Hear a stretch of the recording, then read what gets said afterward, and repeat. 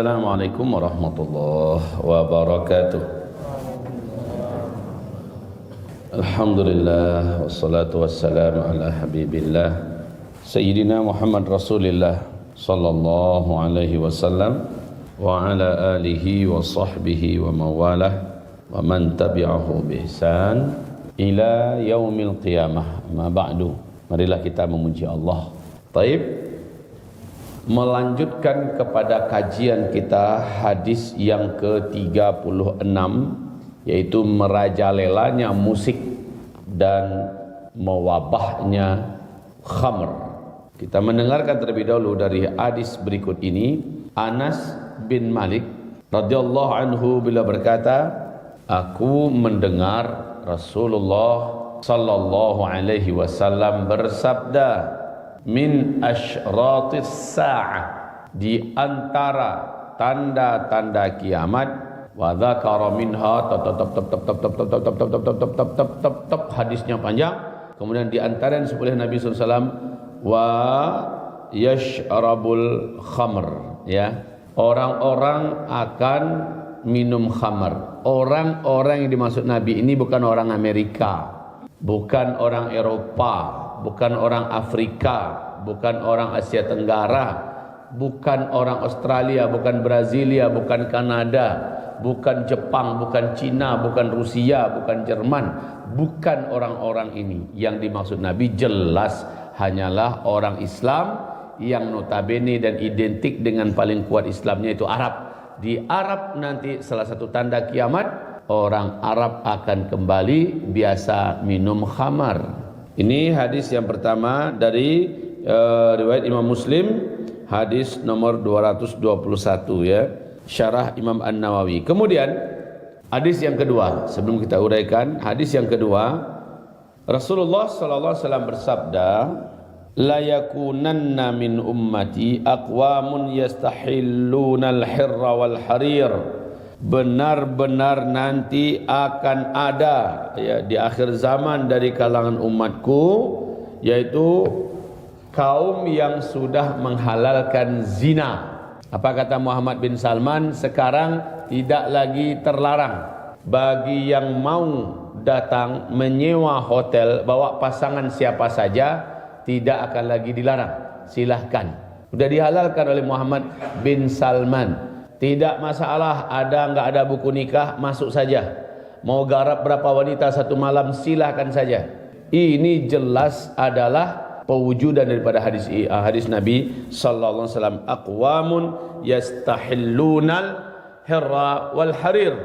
Begitu juga Nabi mengatakan, umatku dari orang-orang Islam, ya, mereka akan menganggap halal juga sutra. Sekarang pakaian-pakaian orang Arab sudah hampir rata-rata sutra, jubah tapi sutra. Kalau Indonesia dah lama, pemimpinnya, pengusaha-pengusahanya batik tapi sutra. Baju-baju kalau di Indonesia, ya, jadi kita tidak akan timbang yang di luar Arab, termasuk Indonesia kita nggak timbang. Udah lama lah di sini. Kalau masalah musik itu udah lama di Indonesia, gila-gilaan dengan musik.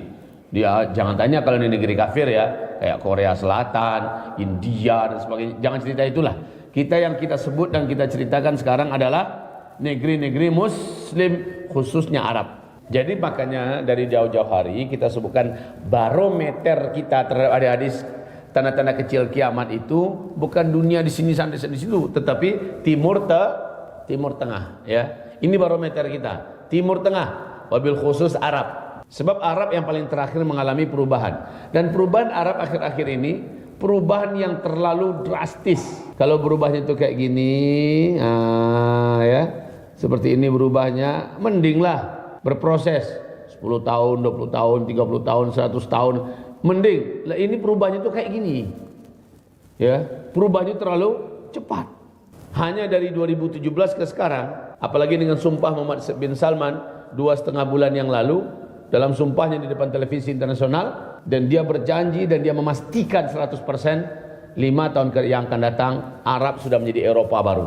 Semua jenis kejahatan, maksiat, semua jenis pariwisata, semua jenis bisnis-bisnis haram, dan semua jenis hiburan-hiburan yang dosa, itu yang ada di Eropa akan ada semuanya di Arab. Ini dipastikan oleh si Muhammad bin Salman ini. Jadi wal khamra wal ma'azif, dan juga umatku nanti akan menghalalkan khamar dan juga menghalalkan musik. Inilah dia hari ini. Khamar udah tos-tosan mereka.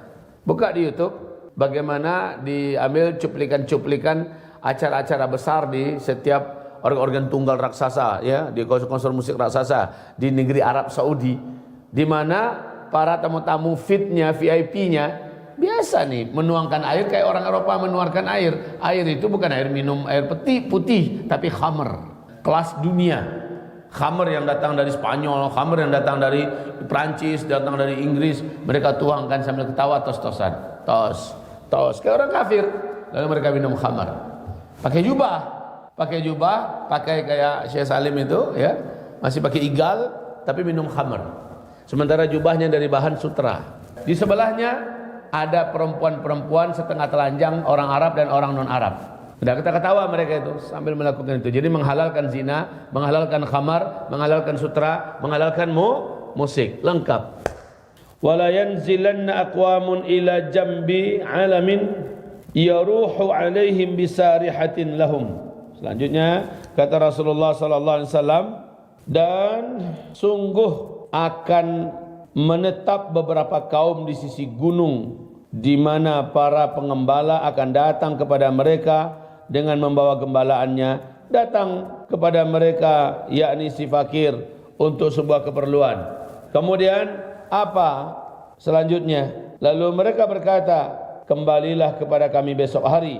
Kemudian Allah menghancurkan mereka pada malam harinya, menghancurkan gunung dan merubah sebagian mereka menjadi kera dan babi sampai hari kiamat. Inilah dia perubahan wajah.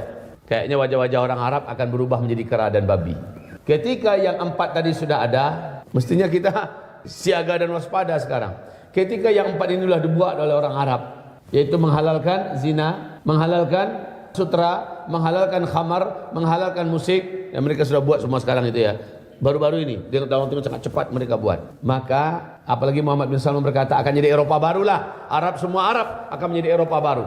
Kemudian lalu Rasulullah bersabda, wala yanzilanna aqwamun, ada beberapa kaum nanti kata Rasulullah SAW, ila jambi alamin yaruhu alaihim bisarihatin lahum ya'tihim ya'ni al-faqir. Orang-orang yang membuat villa-villa di kaki bukit, di kaki gunung. Sekarang ini orang-orang Arab hobi membuat villa-villa di gunung-gunung, di bukit-bukit di Arab.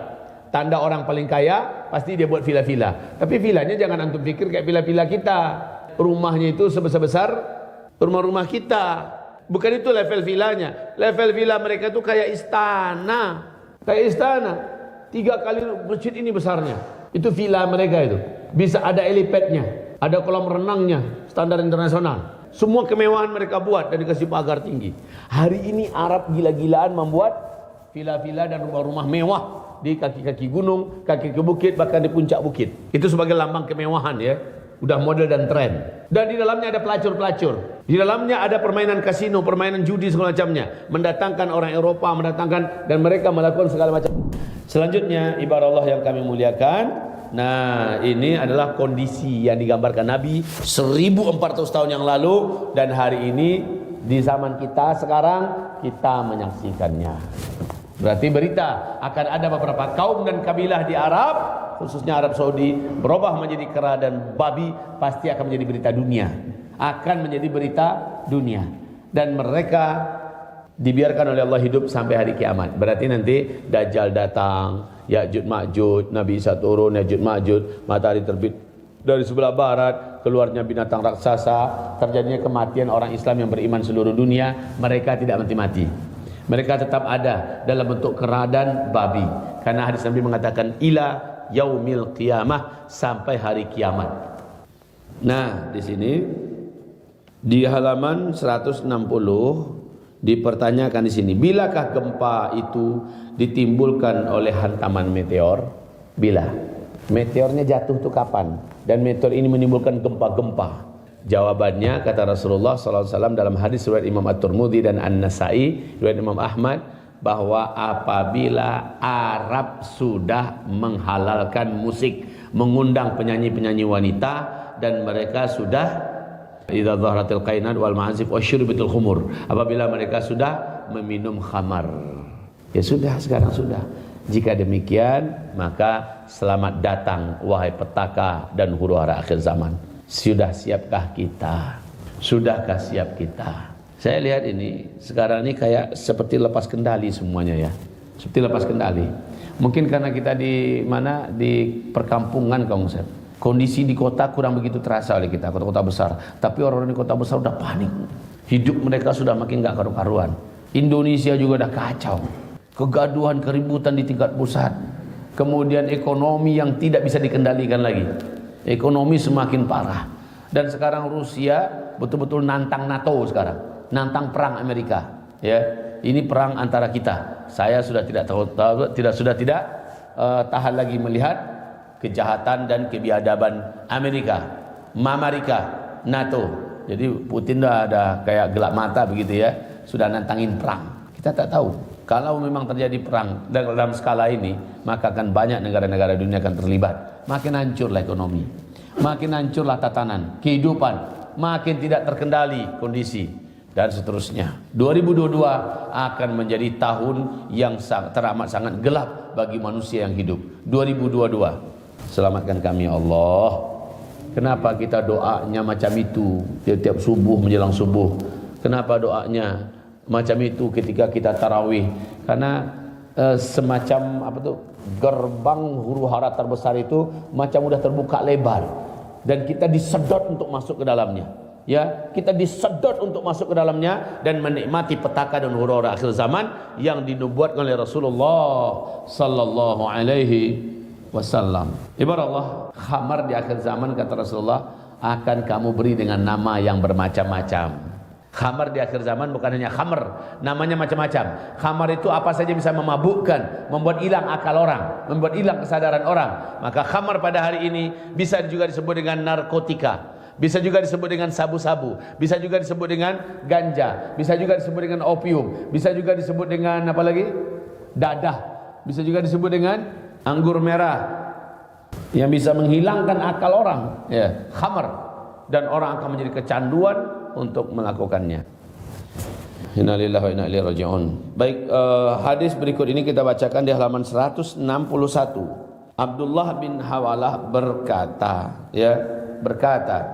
Rasulullah sallallahu alaihi wasallam bersabda, wada'a Rasulullah sallallahu alaihi wasallam dadaya ala ra'si. Rasulullah meletakkan kedua tangannya di atas kepalaku, model ini. Diletakkan Rasulullah kedua tangannya di atas kepala Abdullah ibnu Hawalah. Lalu auhamati, ya, atau di atas ubun-ubunku, diletaknya tangannya begini. Apa kata Rasulullah? Wahai Ibnu Hawalah. Ibnu Hawalah waktu itu masih remaja ya. Hai Ibnu Hawalah, kata Rasulullah sallallahu alaihi wasallam. Faqala ya Ibnu Hawalah, idza ra'aital khilafata qad nazalatil ardal muqaddasah. Kalau engkau nanti melihat khilafah Islamiyah sudah diumumkan di Baitul Maqdis, Palestina. Lalu kata Rasulullah SAW, faqad danatil zalazil wal balaya wal umurul izam. Apabila khilafah Islamiyah sudah dikumandangkan, diumumkan di Baitul Maqdis, Palestina, maka pada saat itu gempa-gempa besar akan terjadi di berbagai belahan muka bumi. Gempa-gempa besar. Wal balaya, bencana-bencana yang mengerikan banyak terjadi di berbagai belahan muka bumi. Wal umuril izam, serta urusan-urusan yang sangat besar yang menakutkan akan terjadi. Was sa'atu yauma idzin aqrabu ila an-nasi min yadi hadhihi min ra'sik. Sementara itu pertanda kiamat sudah sangat dekat, lebih dekat daripada tangan saya yang sekarang ini ada di atas kepalamu. Lebih dekat lagi kiamat saat itu. Berarti kalaulah jadi besok pasukan Taliban Afghanistan yang bersatu dengan pasukan Hamas, mujahidin Hamas, dan para mujahidin yang datang dari Shishan, yang datang dari Suria, bersatu lalu memerdekakan Masjidil Aqsa, maka di hadis riwayat Imam Muslim yang lain Nabi berkata, tempat yang paling aman satu-satunya di muka bumi adalah Palestina, kata Nabi. Maka Nabi perintahkan kita hijrah ke sana. Siap-siap, paspornya dipersiapkan, duitnya disiapkan. Yang nggak bisa berangkat gimana? Siapkan tempat-tempat di atas bukit-bukit, kata Rasulullah. Di atas bukit-bukit, buat perkampungan orang-orang beriman di sana. ya, orang-orang beriman yang selamat imannya di akhir zaman kata Nabi, yang membawa hartanya, membawa keluarganya, menyelamatkan imannya ke daerah perbukitan. Ini perintah Rasulullah sallallahu alaihi wasallam. Jadi hadis ini sangat kena ya sekarang. Jika memang halnya demikian, maka memang cukup mengkhawatirkan, cukup mencemaskan, karena semua yang digambarkan Nabi sallallahu alaihi wasallam di depan mata kita hari ini kita saksikan.